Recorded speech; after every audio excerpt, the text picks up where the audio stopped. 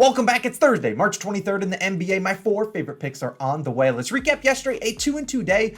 Basically breaking even, up 0.01 units. Julius Randle goes over. The Nuggets same game parlay hits. And then our two losers, Stephen Curry gets doubled all game. Zach LaVine doesn't get it done as the Bulls get smoked by the Sixers. Either way, 2-2 day certainly could have been worse. Hopefully today's a 3-1 day. Hopefully a 4-0 day. And we can bring out that broom. Now, if you are new, my name's Austin. Welcome to the Call in Our Shot channel. Do me a favor, go down below, hit that subscribe button, drop a like so you don't miss out on any of these daily videos. But also, in 7 days, we will have MLB daily videos coming your guys' way. Me and Logan are teaming up once again for the MLB this season. We'll have an MLB video almost every single day of the season, where, of course, Nerfy Nation is coming back, so stay tuned for that. Let's start a hot streak. Let's get going. Let's have a 4-0 day. Starts with this guy, Mr. Scary Terry Rozier of the Charlotte Hornets, and we're taking his over, 27.5 points plus assists, -115 on PointsBet. Now, I don't think Scary Terry actually likes that nickname, so we'll just call him Mr. Rozier, and hopefully he gets it done today. I like this at 28.5. If you have to play an individual line, points is definitely your way to go at 21.5 points. I don't mind his assist line, which is juiced at 5.5, but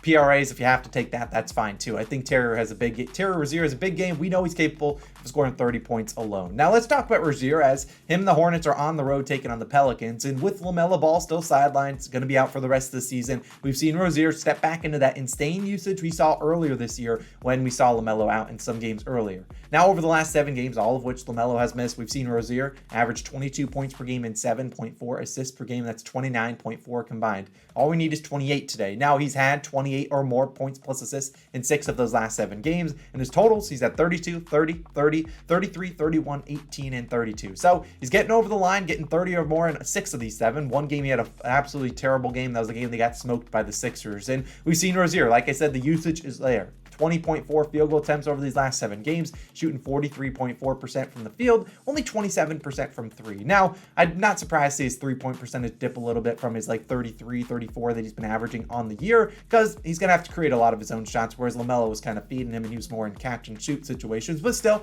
maybe he has some positive regression there, and he's coming off 2 straight bad shooting performances. He shot 33% in one game, 36.8%. Now, I'm not coming out here and saying Rozier's shooting 60% from the field. That's not Rozier's game. He's normally, a high volume, not going to make a lot of his shots. But look, shooting below 40%, that's below his normal averages, where we've seen him been shooting about 43, 44% from the field. So even if he sees an uptick, he's still been hitting the over in these bad shooting games. But if he sometimes hits, 50% of his shots, should have a no sweat bet here. Now, we've seen the Pelicans, who he's facing today, but getting eaten up by opposing guards. We saw Kevin Porter Jr. go for 25 points and 4 assists. We saw his teammate in the same game, Jalen Green, go for 40 points and 1 assist. Jalen Green in another game had 31 points plus assists against them. D'Angelo Russell and Malik Beasley had good games against them. And we've seen Rozier play well against the Pelicans in his past. In his last 4 games against New Orleans, we've seen him have 23 points, 11 assists, 17 and 1 assist, 25 points, 8 assists, and then a 43 point and 4 assists outburst over this line easily in 3 of those 4 games. I know Rozier's going to be out there for a lot of minutes. He's going to be shooting the ball, and he's going to be facilitating for his teammates over these last 7 games, averaging about 11 to 12 potential assists per game. It's not like the Pelicans are the greatest team in the NBA. I think this game is close. It's only a 7-point spread, and if this game is within 12, 15 points in the fourth, Terry will get his minutes. I think he can easily get us 28 points plus assists. Hopefully he gets a ton of points today, so we don't have to worry about the assists, but I think he can fill it up. We'll take his over 27.5 points plus assists as our first bet of the day. Put him 1 unit to win back a little less than 1 unit. I'll ride with that. Now for my second play, it's going to be a guy that I love to watch, Russell Westbrook, over 31.5 PRAs, -115 on DraftKings. Now I'd play this at 32.5. I don't see this closing at 33.5. If the line did go up to 33.5, I imagine it comes back down to 32.5, so maybe we'll wait a little bit closer to tip off. And Westbrook, got to be honest, he hurt us recently. I think we took his PRA line on Saturday or Sunday of this most recent week. He had a great first quarter, 15 PRAs, and ended with 30. Now in that game, Paul George played, Kawhi Leonard didn't. Today he'll get the opposite of that, as you will have no Paul George, who's likely out for the rest of the season, at least the rest of the regular season. Still waiting to see exactly what his injury status comes with all the MRIs and stuff like that. But look, Ty Lue and the Clippers, they're going to have to rely on Westbrook. Give him some more freedom. Let him do what he does best, which is push the pace and do his thing. Now, Westbrook, we know what he's capable of. If you've been watching the NBA over the last 5, 6, 7, 8 years, you know Westbrook can get a triple-double on any given night. That's plus 1,000 on PointsBet if you're feeling crazy. But I think Westbrook has to play 30 or more minutes, potentially 35, 36, 37. I mean, Ty Lue doesn't, his hands are tied. He kind of has to play Westbrook out there. They need someone to facilitate this offense and put the ball in the basket. Well, maybe Westbrook's not, scoring 25 points tonight. going to give his teammates a much better chance of scoring than if they're just trying to go ISO against their opposing defender. Now, we saw this great matchup versus the Thunder. They just played a couple days ago. They have no rim protection. The Thunder have been a good defense this year, but they don't have a big man down there. That's why we saw the Clippers go small last game. But look, they don't have a big man, and we saw Westbrook play pretty well. I mean, in that game, we saw him at 15 points, 8 rebounds, and 2 assists. Only 25 PRAs, only played 26 minutes, but he shot 6 for 10 from the field. He was benched from basically the 4-minute mark of the third to the 4-minute mark of the fourth.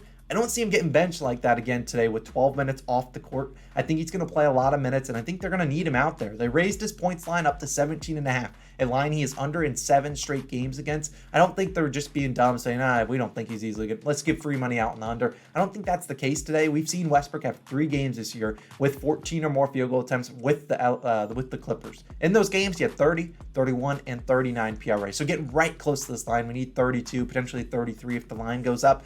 In those 2 games he went under, he shot 37% and 35%. Like Rozier, Westbrook, we know he's capable of going out there and clanking it up. Sure, he has those games where he goes 4 for 15. You're like, why?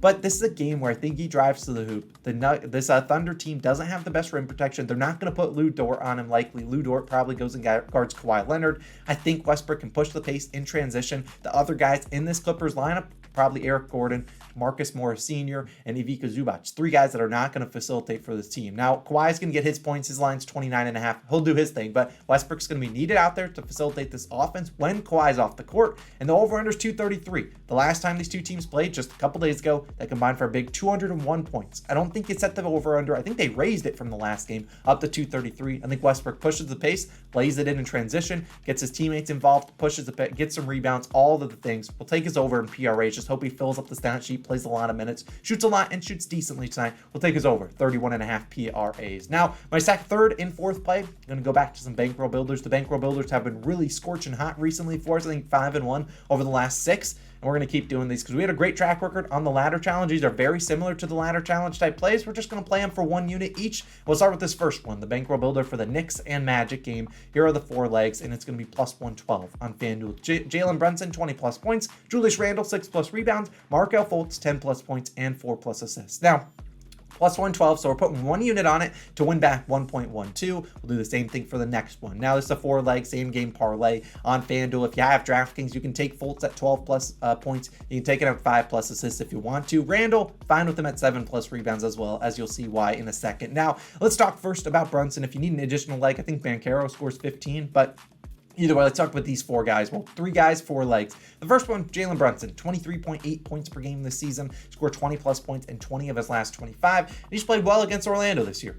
Scored 21 and 25 versus Orlando. So he's gotten his line. He's going to play a lot of minutes, going to shoot the ball. Normally a pretty efficient shooter, can get to the free throw line too if the shots aren't going in. Now, let's talk about Randall. 6 plus rebounds in 12 of his last 13. 6 plus rebounds in 23 of his last 25. Last game, he only had 1 rebound in the first half. I know because we were sweating the rebounds plus assists, but he ended up getting the 6. And in his last 10 games versus Orlando, averaged 10.9 rebounds per game, 6 plus in 9 of those 10, and had 12 and 14 rebounds versus Orlando this season. So we've seen him have a great track record. I think Randall can grab us 6 boards. He's going to play a lot of minutes just like Brunson. And then as for Fultz, we took advantage of him last time. The only reason he didn't cash was because Beal did not do his job. But Fultz, 10 plus points in 9 straight, 4 plus assists in 12 straight. Jalen Suggs still going to be out due to a concussion. Fultz likely going to see 30 plus minutes. Last game only played 31 due to foul trouble in the first half. He's going to play 33, 35, 36 minutes. Should get the field goal attempts. We've seen him play well also against the New York Knicks, who aren't the best matchup, but I think the Magic keep this game close, if not win outright. The last 3 games as in versus New York, we've seen Fultz 21.6 assists, 11.6 assists,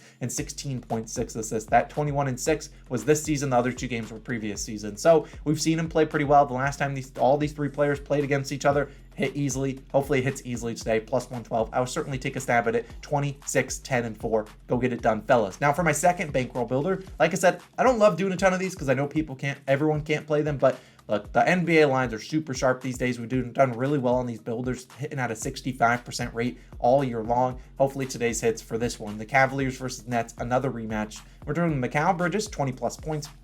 Spencer Dinwiddie, 6 plus assists, Evan Mobley, 10 plus points, and Jared Allen, 8 plus rebounds. Now, here come the comments. Oh, you can't stop betting on Bridges. You can't stop betting on Mobley and all that stuff. Like, you don't have to tail it if you don't want to. It doesn't matter to me. This odds is plus 119 on FanDuel, another 1 unit to win back 1.19. Now, people call me crazy to go back to Bridges. Like, I understand he hurt us last game, but you can't be too emotional in sports betting. Look, He had all the opportunities to go over last game. He just didn't get it done. He scored 18 points, shot 21 times at 0 for 8 from 3 and 0 free throw attempts. The likelihood of that, all those three things happening again, probably very unlikely. He still got close to it, didn't score in the last couple minutes. And look, you talked about last game. Like I said, 18 points for Macau, but the other guys, Dinwiddie, 11 assists. We only need 6 today. Mobley, 17 points. Only need 10 today. And Jared Allen, 14 rebounds. We only need 8. So look, Macau, the only leg that failed, but he had all the opportunities to get it done. And hopefully today, all 4 of these guys get it done today. Now let's talk about Bridges though. Like I said, 20 plus points in 11 of his last 13. Really, it should be 11 of 12. The one game I included in there was a game he got benched after the first quarter. That's not happening today. But we've seen Dinwiddie also have a great track record. Normally these go hand in hand. Spencer's hopefully dishing it to Macau and he's getting hot. Look, Dinwiddie, 6 plus assists in 11 of his last 12. He's had 7 plus in all 11 games that he also had 6 plus. So if he's getting 6, likely getting 7 in case you have to take 7 plus. Now, as for Mobley, 10 plus points in 24 of his last 25. The Nets have been pretty vulnerable on the inside. They can get us 10 plus points. And then you look at Jared Allen. That's one of the other legs that's kind of great value. It's Allen, 8 plus rebounds in 20 of his last 25, but he's played really well against the Nets his last 6 games against them with at least 20 minutes played, 14, 11, 10, 15, 11, and 11 rebounds. I actually liked his regular over 10.5 rebounds. Just going to buy it down to 8. Think he can easily get us 8. The Nets have allowed the most rebounds per game to centers over the last 15 games, over the last 7 games, over the last 30 games, basically all year long. They've really struggled, the Nets, giving opposing rebounds to centers. Think Allen can at least get us 8. It's another same game parlay. Hopefully this hits. I think they get the ball early and often to Macau to get him going. 0 for 8 from 3 ain't happening again. I like all these 4 guys to get it done. 20, 6, 10, and 8. Sure, we'll take a stab at it. Another plus 119 bankroll builder. We're going to keep building up that bankroll, hopefully with those builders. Hopefully our other 2 plays can cash. If you want to combine both builders together, I think it was about plus 365. Hey, go crazy. But those are my 4 favorite plays of the day. The 2 builders, Russell Westbrook's over in PRAs, and Terry Rozier's over in points plus assists. You guys have a great Thursday. Let's bring out the broom, which is sitting over there. And I'll see you guys back again, same time, same place, Friday morning. Get amped up for those MLB videos with Logan and I starting in about a week. See you guys then. Peace out.